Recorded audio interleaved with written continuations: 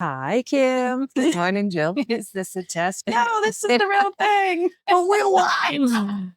It's Jill and Kim with One Harmonic Whole. We are coming back at you with another podcast. Ours went kaput last week. Oh my God, it just disappeared. Wow. Yeah, it was wild. It was wild, but that's all right. We're back and we're talking about the brain. Yeah. Brain secrets. Here's a secret for everyone. Did you know that the brain does not stop growing new brain cells? What? Really? There was a time, though. There was an era in humanity when people actually believed the brain just stopped growing. Wow. Well, I mean, I could really understand that. Correct. Yep. You get to the certain point in your age where your body stops developing. Correct. Yeah. And they were very fixated on, and they were correct, that there's a massive amount of growth in the brain early in life. But where they went astray was basically like, there's this endpoint where you're done. Oh, that's funny. That brings up I heard something last week where someone was talking about, it's like we treat ourselves like we're a vase. Like, okay, now we're done. And she's like, well, that may be the case for a vase. Right. The human body is never all the way done. From when we're born until our last breath, from our first breath till our last breath, there's just this continual dance, this continual change, this beautiful thing that's going on in us. But anyway, with the brain, yeah, there was a lot of fixation on that early life development of the brain being so vital and important. And it is. But then kind of this idea, like we hit a point where we became a vase, like there's your brain, that's what it's going to be. And then it's going to do the same thing that the vase does. It's just going to deteriorate and get worse. And we now have science that proves that that is not true. It can be true. It can also not be true, which means it's not a true statement to say your brain's just going to deteriorate. And we have living examples of that right now on Earth. You don't have to believe me. Go find 105, centenarians that are like there all the way. Yep. Sharp, no dementia, no Alzheimer's. They're there. And they are proof that that theory that we're a vase and I don't know, somewhere around our 40s and 50s. Yeah. We're done. And they're like, yeah, no, here I am, 107 years old, fully functioning. So yeah, there's a secret for people. Our brain is still like this amazing, beautiful, ever evolving. What is it? A tool? There's not even a word for it. It's the brain. Yep. Yep. I think of when we have a traumatic experience. Yeah. And you have to say you were in, I don't know, you're trying to run away from somebody. The main thing I've always said is like, we're trying to run away from a bear. Okay. Right. So we've been taught in the medical world, all of your blood flow, everything goes to the vital organs that you need to survive. Yeah. Which is basically your heart and your lungs. That's what we've been told. Okay, but we're missing one. Right. A little bit goes to the brain. A lot goes to the brain. Actually, most of it goes to the heart and the lungs. Okay. Yeah. Because you need your heart to keep pumping. When you're in extreme stress. Okay. You're trying to run away from something. Yes. Okay. So, because you sometimes can't even think, you can't even process in that moment. So everything goes to your heart and your lungs. Makes sense. That's why you can't think in those moments, because everything that your brain usually consumes, which if I understand it correctly, the brain consumes like 20% of all of the oxygen the body needs when we are in a normal state, not in a fight or flight. Yeah. So now you're saying, okay, we've gone from the brain using 20% of all of the oxygen. We're now in crisis state. Right. And we can't think because all that oxygen now went elsewhere in our body. Yep. And everything went into your heart and your lungs because I need to breathe and I need to pump blood. Okay. That's all it needs to do to survive. Yeah. So, okay. Now we're doing that. We get a little but we survive. Do that again. I love your playfulness. It's just but we survive at that moment. Okay. And then what happens is, okay, the rest of the body now feels safe. Okay. We get the blood flowing everywhere else to your other vital organs. Okay. Mm-hmm.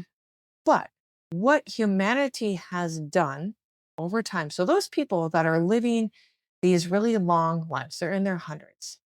Those are those people that knew how to handle stress, or if they were in those stressful crisis moments, Yeah. they were able to balance. Rebalance or return to homeostasis or whatever it is. Not store the trauma. Yep. And freeze it in place. Yep. Yeah. They were able to do that. Yeah. I would say not all Americans, but a very large majority of Americans, because we're going to pick on that group, Do it. live in stress, live in fear, live in chaos, live in, oh, I don't know if I'm going to survive tomorrow. I don't know what tomorrow brings. Oh, I don't know. Where is most of your blood flow is going to go? To the vital organs, your heart and your lungs. Okay. And so the rest of your body, your brain especially, is going to be taking a huge hit. You need your brain to tell your body what to do. Yes. This disconnect, which just that's amazing, Kim. I love what you just described there, because I do think that we have so normalized stress and dysfunction that we can't even necessarily identify it anymore. Right. But we can, in the sense of that we go through the world in our days and we're like, something's not right. Like, what's going on? So we are identifying it that way. We just know there's something is off. Yeah. Your brain's not getting enough oxygen. Yep. There's a secret for you. Yep. You decrease the blood flow to the brain. So now we have stored traumas in the brain.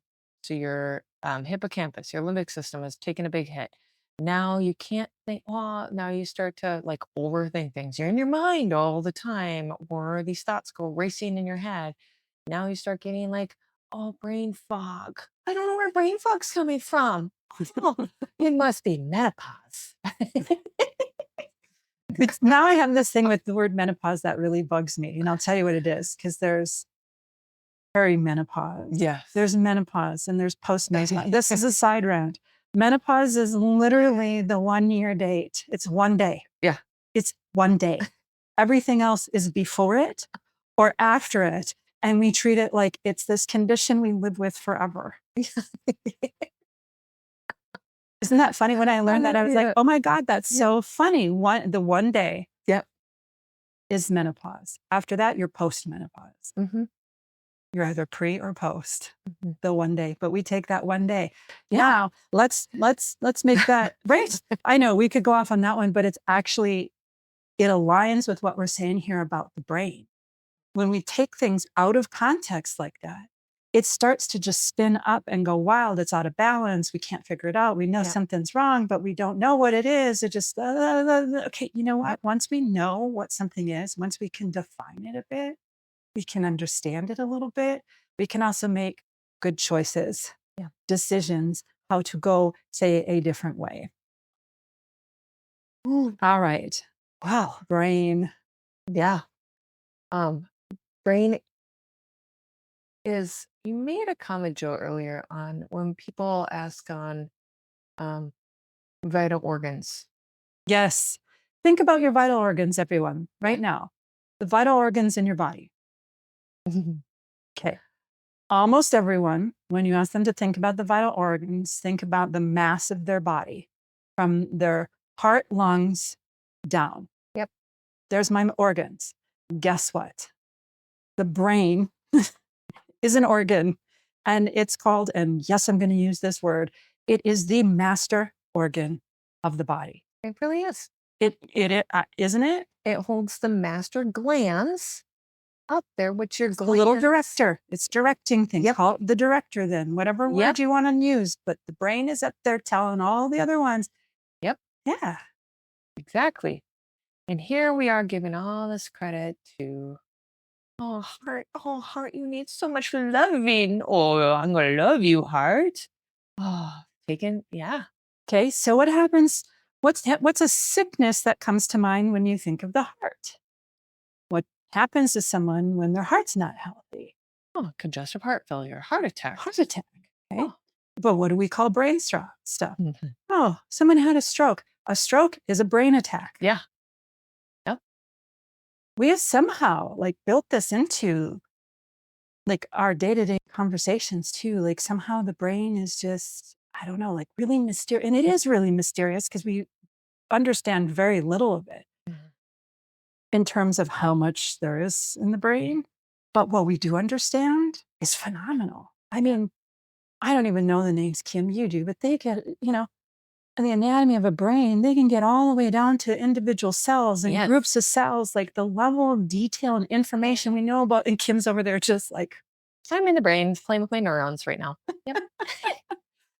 so while we simultaneously know very little about the brain, we also know an extreme amount relative to what we used to know about the brain. We have so much more yet to discover about it. And yet when we talk about our overall body wellness and health, we hear things like, oh yeah, brain health, I know. Well, the next thing I've seen a lot of people do in my life anyway, is when things come up about brain health, brain wellness, it's like, well, what can I take to make that happen? Yeah. And I just shake my head. I'm like, the first thing that comes to mind with my brain isn't what I can think. The first thing that comes to mind for me with the brain is, what can I do? Yeah. The brain to me feels very active. Again, it's that director. It's that master organ. It's the you need the orchestra guy with the little oh my gosh, what's this little, he's got the handheld thing and he's directing the orchestra. yes. We need that, the conductor. Yes. Like up there, like it's a song, like all these instruments are playing up in your brain, like an orchestra up there. And you're like, okay, you're missing the conductor. And then everybody's like, wait, you're off. No, I'm off. No, that's you. That's not me. Like, I love that. Oh my God, that is so funny. That's where we're going to the days going, something doesn't feel right. You're right. Something is not right. There's a lot of things that the are out of drummer's tune. off beat in the back. How is a drummer off beat? Your job is to keep the beat. So we're missing our conductor. Where'd he go? All right. I want to ask you, Kim, how did you use a conductor in your brain to develop your intuition? You've shared with me many times that you did a lot of your own self-developed brain training to enhance your intuitive skills. So the experience just now with the conductor and the orchestra in my head. Yes. Okay, that is an intuitive type brain retrieval activity. Yeah. So what I did was went back in my brain and I basically asked for something to help understand what was going on. Like, give me an image, give me a sign, give me something to help me understand it in my own language. Okay. So they went back to a prior memory For you. Yes. And So memories are stored in in your the brain. brain. Yep. So it went in there and it basically like a big filing system.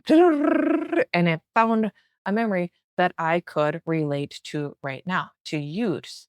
So then what popped up in my head then was like, oh, how do I understand this? Oh, it's like an orchestra, blah, blah, blah, blah, blah. That is using intuition. Yeah. It's not coming from an outside source. It's not coming from this angel, this, deity, God, pure source, whatever. It's within. Yeah. Yep. Okay. Question for you about memories in the brain. People will say they store memories in their body. True. But the body's just a reflection off of the communication piece that was in your brain. Yeah. That makes sense. No, it doesn't. Okay. So your brain holds the memories. Okay. Yeah. And then it sends a signal to your body as to where to like feel it. Correct. Now I get that. Yeah. The memory is still stored in the brain. Yep. And we know this again. This is a scientific thing. Like literally, they know exactly where to go. Scientists, doctors, medical people know exactly where to go in the brain to erase the memory center. Okay. If those memories were gone, you would not be feeling that memory in your right knee. Correct. Okay. That's the magic of the brain and the beauty of the what's the synergy between the brain and the body. That's the beauty of the conductor who is really, really good, brings all of the pieces together and it goes from this chaotic, oh my God, what am I listening to to a form of music that could bring you to tears. It's so beautiful. Yeah. You're just like so blown away by the Mm. beauty of it. Like that's what our brain can do for us. So yes, you may be feeling a memory in your body, but here's the funny thing about that. We're going at the memories in my body, and we're tend to in that statement give so much to the body, and the brain's up there going, I did that. I don't need credit, but I did that. Because we give the brain like zero credit. It's in my body. And the brain's like, yeah, right. Uh-huh. I see just like some cool, chill dude sitting back going, I don't need credit for everything I do. I'm so good. I don't even need credits. Yep. That's another secret of the brain. It doesn't need credits to do what it does. The body. You mentioned the knee. Yes. Okay. So when say I'm looking at you and you start saying, oh, I have this pain in my knee. And then I'm looking at you and I'm hearing you. So I'm using like my eyesight Yeah. and hearing. Okay. Where's that going? It's funneling right into the brain. And the brain's literally like hearing what you're saying. And then all it's doing is sending a signal from your brain to your body. So I'm feeling it now in my body as to like, oh, I feel that too. Okay. But that started in the brain. Yeah. Like that didn't start in the knee. I'm going to tell you, I remember, Kim, when we first started talking and intuition, and you would talk about your brain so much, and I would just sit here and just go, I don't get it. I don't get it. I so get it now. Like, honestly, I just wanted to share that because for those of you who are listening and are saying, I don't get this, I don't get it. Maybe you don't get how important the brain is yet. And again, it is the kind of that secret, like the brain doesn't need the credit, but the brain is doing amazing things for you all of the time and for your intuition. And when you do start to get it, when you do get so intrigued where you go, I want to know more about this brain stuff, it's like incredible what opens up for you, whether it's opening up your intuition or all sorts of other ways it could be applied. Yep. She says, yep. Okay, I want to ask you something, Kim. I heard recently, speaking of other things people might want to do, one of the other things people might want to do is some brain training stuff. And I heard recently that exercising your brain can lead to weight loss. It really can. I did it. What? I did it. Now, just a word about that is that more than likely, and I want to hear more from you, Kim, but just to let people know, we are not saying eat or do whatever you want and brain train and you'll lose weight. Very great disclosure. Yep. There's the disclosure. Yep. Wait a second. You did that? You used brain training and lost weight? Yeah. I keep hearing brain floss, and I see like I'm Brain flossing my floss. teeth right now. Like just they have to throw that in there.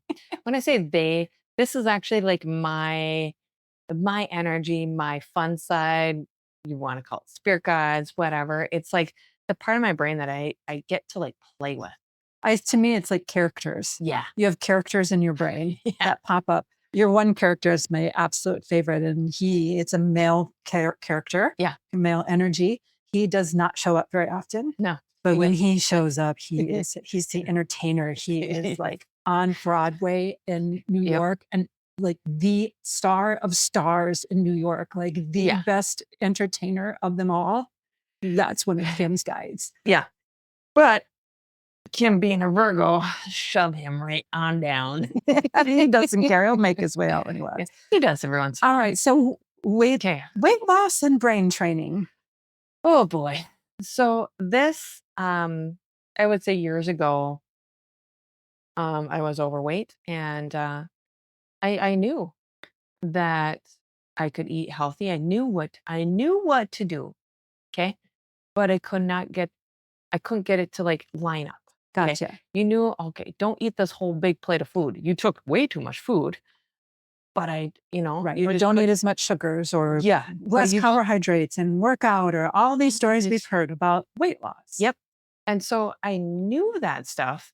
And it's like, all the things.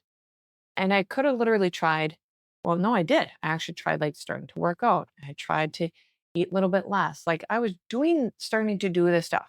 My weight was not going anywhere at all. It was basically stuck. I believe pretty much everyone who's ever tried anything like that can identify with that.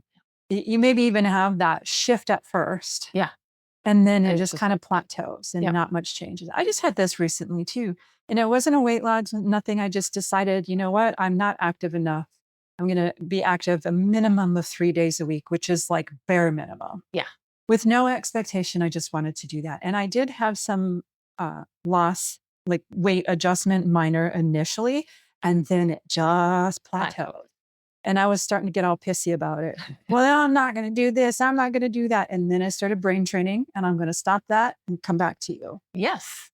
So I at least had some tools at the time. Like I knew in my head that I had to shift things. And if I was doing everything physically, right?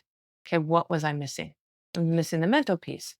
So I was then getting in my head, like, what can you do? So it's like the affirmations, start saying the affirmations. That's great, but it still wasn't sticking. So I had a really cool tool, and that helped force my brain into retrainment. Oh my God, I'm so curious about the tool, but let's keep moving. Yep. You had a brain training tool. Yep. And Okay, I because there's used loads it. of them. Yep. So I started actually using it, and it actually shifted me out of my mind. So I Yep. wasn't quite thinking. I was just in energies, in space, You get into whatever. this amazing. I have a brain Yeah. training tool that I use too, Kim. That is my favorite thing about it. Is you get into this like I don't know, it's like a center space. It's like you're not in your right brain or your left brain. You're not in your head. You're not in your body. You're in wholeness. Yes. That's what I would say is the definition of one harmonic whole. Yeah. You're in this energy that is just indescribable. Yeah. And being in it, even for like 30 seconds, is huge. And then That right there is the brain retrainment stuff that I absolutely love. When you can find one that just like hits that spot, yeah. because what it does is it releases all these amazing endorphins in your body. It relaxes every muscle, every cell, and it literally releases the toxins that are keeping you stuck. Right. And then since your body is calmer, you have now freed up oxygen and blood for your brain. Yep. And then your brain can start growing again And communicating and with the body. communicating with the body. And myelin is something that comes to me. Oh, yes. Myelin sheath. Myelin sheath starts to grow, which think about a wire, think about wiring and the electricity going through those wires. There's the wrapping around the wire is essential to keeping that electricity from starting fires. Yep. The myelin is basically, It's in layman's golden. terms, right? It's the wrapping around the wires in your brain in a way. Does that make sense? It does. You're far better at the brain stuff than I am. When the myelin sheath actually starts to break down, that's when you have a lot of nerve type problems. Yeah. Neuromuscular problems. Parkinson's is huge. Multiple sclerosis. Like these are two main things, diagnoses, if you want to call it, that are caused from the breakdown of the myelin sheath. But there's multiple other diseases, disorders, imbalances that happen in your body and in your brain from a little bit of that being off. Yes. Or it starts to get a little bit thin. It's not completely broken down, but it starts to get thin. And it's brain exercises, just to simplify this, like brain exercises. And I'm not talking about get on your phone and use a brain training app, by the way. No. I highly recommend you don't do that. I highly recommend you find something that's what would I want to say? Non-plugged in. Yeah. Unplug. Find unplugged brain trainings. Anyway, that sort of brain training, I believe, exercises not only your brain, but that myelin sheath. Yeah. Yep. When things are calm, that's when things can regrow. when we're not in this stressful state or anything like that. And that is those exercises. They get into that calm spot in your brain that that's what's really you want to say, what's wrong? What's wrong? Okay. That little piece in there, you're missing your conductor. Get your conductor back on. Your conductor back on. So tell me more about your weight loss with doing this brain training. So literally, I just basically stopped, and I'm going to say this very nicely. I stopped caring. I stopped caring about what I looked like, what I felt like, because you were just like, it doesn't really matter. It doesn't matter. But it was from a place of love, from a place of peace. Interesting. I would say I had that happen. Now, I'm going to tell you that everyone who's listening that literally I have taken up brain training activities within the last couple of weeks. She has. And I am hooked. Probably, I'm not going to even say probably, for life. They'll just keep changing because there's just loads of brain training stuff you can do. We do tend to have kind of a short attention span. We'll stick with stuff for a while. We'll find the few that'll have staying power. Yep. And then you'll find other ones that you play with for a while. They come and go. You'll have. You've always been doing brain training work, though. Yeah. I can't not talk about the brain. I'm like, the brain's active. I got a very active brain. Like for my brain to not be doing something, I'm like, I sit and watch TV. I'm like, I really have a hard time just sitting and watching TV. Right. You're always exercising your brain, now you're using it in a different way. Yeah. But anyway, in the last couple of weeks, I would say, okay, I'm just going to back up to the earlier this year, starting to work out, then those changes that occurred, and then that flat line that we talked about, okay? Within the last 2 weeks, I start doing brain training, and naturally, without any effort from doing brain training, I no longer care what the result is of the physical, say, weight loss or workout. I am so intrigued by how I'm experiencing my brain and my body and the exercise and all this stuff, that things seem to be changing on their own. Yep. And I have had stuff shift quite dramatically just in 2 weeks. That's why I brought up the weight loss and brain training. Right. Yep. Because when you let go in your brain, you don't have those expectations, because we expect, if we're working out, to get a certain outcome. And when we don't get that outcome, we use that as a reason to F it. I'm moving on. I'm not going to do it. Yep. And that's just a stress response in your body then. Yeah. So then you're going to hold on. Right. The thing about the brain training, that what we call that one harmonic whole in an energy space you get into, I want to use the word addicting. It kind of is, but not in an addiction pathological way, though. So I wish I had a better word, but for lack of a better word right now, that's where it becomes like a no-brainer. You're not making yourself go to the gym. You're not making yourself, watch what you eat. It's like these things just start to come up on their own, like that. It happens effortlessly because the brain stuff is such a beautiful space. It puts out chemicals that I can actually feel the chemicals go throughout my body, actually, when I'm doing the brain training. As Kim described it, if you can't feel the chemicals going throughout your body, just as you described it, Kim, when you have, more calm in your body, we open up more oxygen and blood to go to the brain. And as she was just saying that, before she even said, we open up more oxygen and blood to go to the brain, before she said that, I was already taking a deep breath. Yeah. When she said the brain and then retraining that piece, you're automatically going to take a deep breath. That is a sign of feeling a peace, feeling a wholeness, feeling the oneness going through your body just by taking also a deep breath. God, that feels good. It doesn't have to be these big things like, oh my gosh, I felt this wave of energy coming through my body and whoosh. It's not that. Yeah. We did do meditation a few recordings ago of a brain balancing.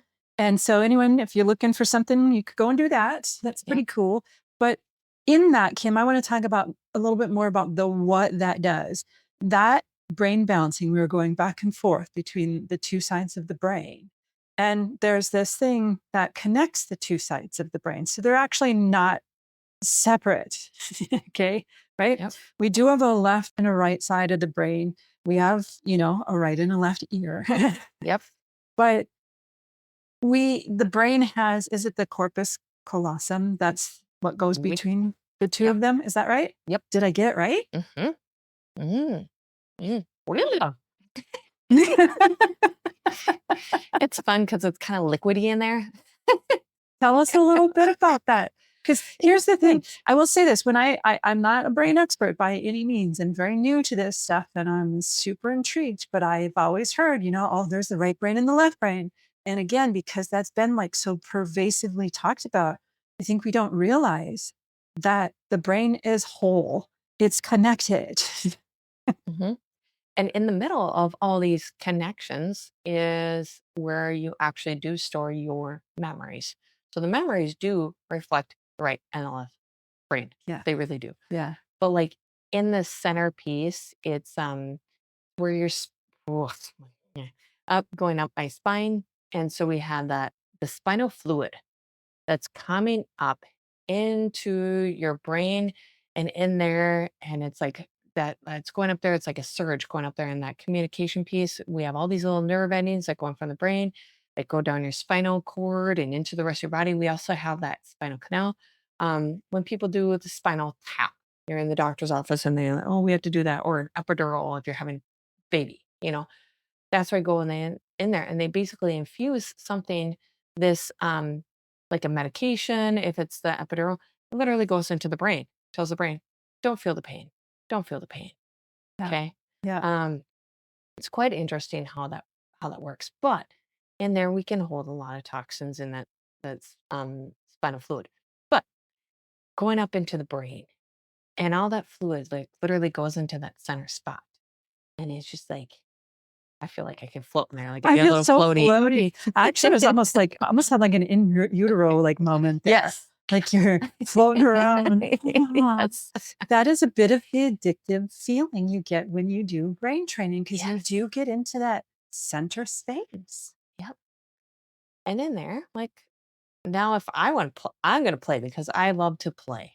I love to play with the body. I love to like challenge it, Yeah. but in a fun way. Yeah. So if I'm in there and I'm going to look at my water. I'm like, oh, you look dirty. Let me just clean you up a little bit. Like, oh, let's put a filter in here. Oh, what'd you do there? Oh, you look like a mess over there. So this is where my brain retraining kind of comes in. Okay, tell me about the water. What water are you looking at? Give me a little more detail on when you're looking at the water. Are you in your like my brain fluid, that synovial? Yeah, you're looking at that. Like the spinal fluid that's coming up in there. That's what you were looking at, the water in your brain. Yeah. The fluid in. Yep. Oh, I thought so. But I was like, water brought me to like a water jar outside of you. Oh. So you were in. I'm inside that brain. Yes. I'm just hanging out there, floating around in it, and I'm looking at, okay, are you clean? Are you pure? Like, do I like what you look like?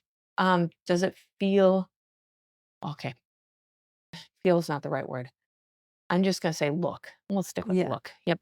Does it look what I perceive as healthy? Does it look crisp clear? Like I can see through it. Can I see the rest of my brain through this like watery substance, this gel like water? Does it look amazing? Is this like the corpus callosum that you're like in? I'm Is hanging that up what you're there, saying? Yeah. and they're kind of like the fontanelle. Oh, would you? It's like it's split.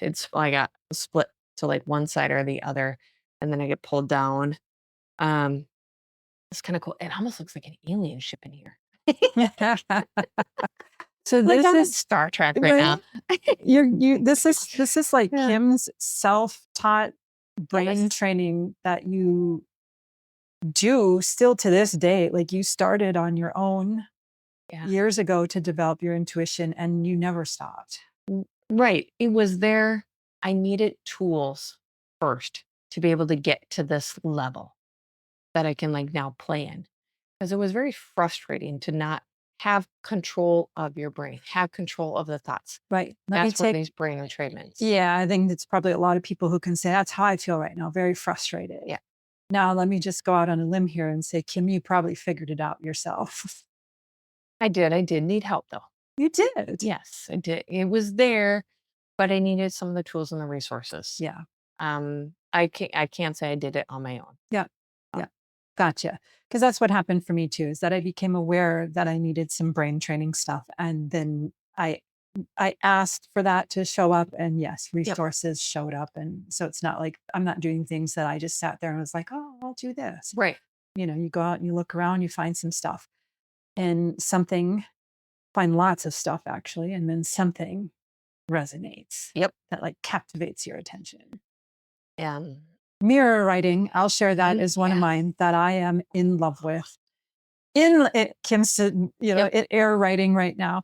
I will share with you that I am in love with mirror writing. And just so that you know, that is writing with your opposite hand, your non-dominant hand, the opposite direction on the page. Yeah. It's talk about brain training. It really expands your brain to grow new neurons and do all sorts of great things because you're doing something you've never done before. Mm-hmm. But what's cool about it is your brain does have a reference point because your brain knows how to write the other way. Yep. So you're not like out there freaking out. Your brain's going, oh, we'll figure this out. Yep. It's also very playful because you have to remember what you're like when you're a little kid and you didn't know how to write. Right. Which is also a very cool experience to just experience. But anyway, the mirror writing thing is a tool that showed up for me that I got very fascinated with. I love the brain aspect of it, but what I absolutely cannot believe about it, and you experienced this last week, Kim, when you did the writing, it quiets the brain. It really does. It quiets the brain like crazy. Yep. Effortless, fast. Yeah. Wild how it quiets the brain. Yep. You get so focused, you almost lose track of time and space in that moment when you're doing that activity. Yeah. It's really cool. Yeah. Yeah. So you used trace paper, yes. which was really smart. So if you remember, back in the day when we were learning how to write, you had to like trace the letters. Yes. It's what you were doing. You wrote your name, Yes. or I actually wrote my name at the moment. Yes. It gave We me a take trace tracing paper. So again, yeah, when we were learning as kids, right, we didn't use tracing paper. We used regular paper. And as you traced over it, then you were done with that worksheet. Then you had to get a new worksheet. Right? Yeah. That's how. And then it was like the way to do mirror writing is you just sit down and write your name or anything else on the tracing paper. Then you flip the paper over and now you have your worksheet for your mirror writing. Now you switch to your non-dominant hands and you trace over it. And we're giving away secrets here. This is gold, people. We should, this is gold. Check it out. Both Kim and I were like, wow, did that quiet the brain? That's that piece. There's no feeling with it. And here's the one thing. If somebody were to have told you back in the day of a bad experience they had with mirror writing, oh, it sucked and blah, blah, blah, blah, blah, blah, you would not, it would be harder for you, honestly, to go into a state of peace with this and actually be entertained by it or enthused or like. If I believed them, yeah. Right. Yep. Yeah. So this is the one thing I as kids, like they look at the world through it's the first time they're experiencing it. First time experiencing it, you don't have like this fear. I love that. So when you're through the eyes of a child, that's what that means. Through the eyes of a child is they're so intrigued by everything initially. And that's where the brain can grow.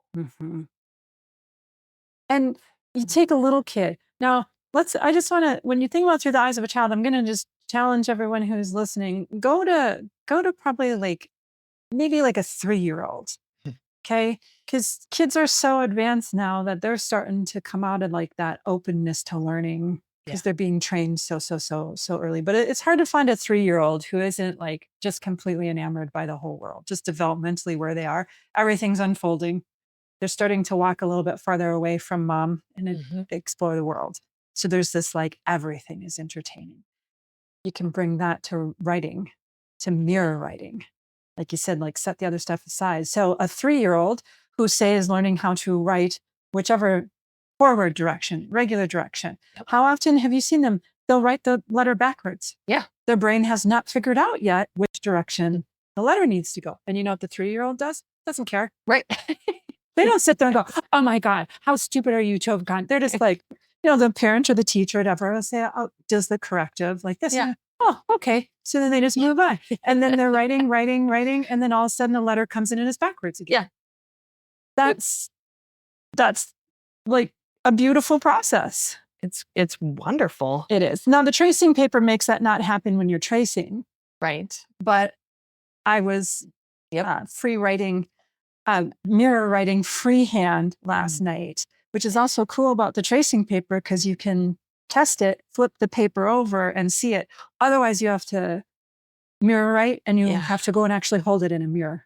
Yes. Which works too, but the tracing paper, you can just flip it over. And I had done that, Kim.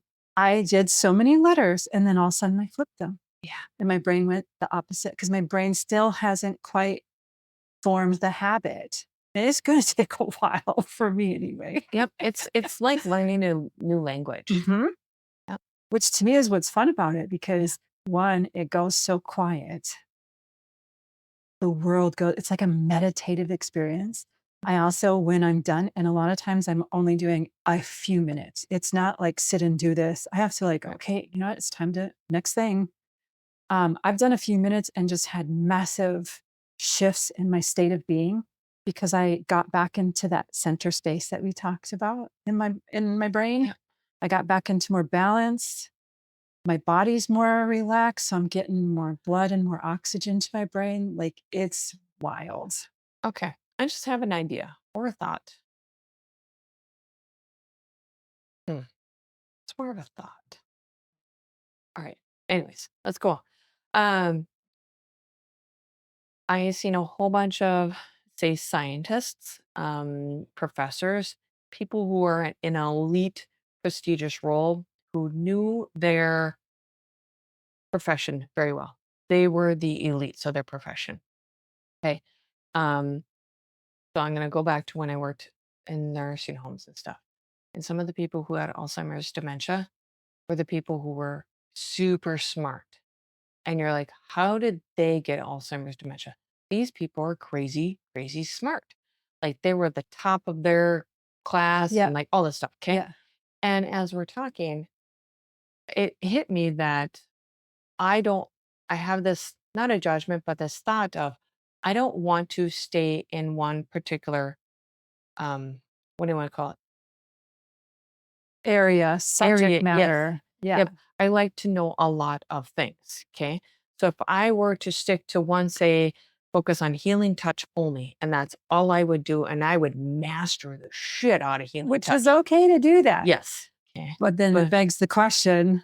Right. Am I expanding my brain? Where are you exercising your brain? Because once say, mirror writing, which is quite a challenge for me right now. Once I move past the challenge and can use it as a tool where I could write either direction, which is quite honestly my goal, is to be able to sit down and write forward or backwards wonderfully without any problems. Yes. It's going to take me a little while, but once I've got to that, I've now mastered that area. Yeah. I'm going to need a new brain training. Yep. Because what we're talking about is like expansion brain training. Yeah. And again, these things don't take a lot of time. You can do just a few minutes a day just to keep. That's what I said when we started. A secret of the brain is that it does not stop growing. We tend to stop doing activities that grow the brain as we move along in life. That's what I'm hearing you say about people who they got so deep into that one area that they were probably the people who had a brain disease disorder like Alzheimer's or dementia became very kind of resistant to learning new things. Right. They might have gotten praise and glory and like, you are amazing. So then they want to stay in that state of like glorification. Maybe I'm just throwing some words out there. Right. Or maybe they just felt so that's their way. Like, I feel good. I feel safe. I feel safe right here. This is what I know. People praise me for this. Like I'm comfortable. Yeah. And here's the thing about brain training. It can be totally playful.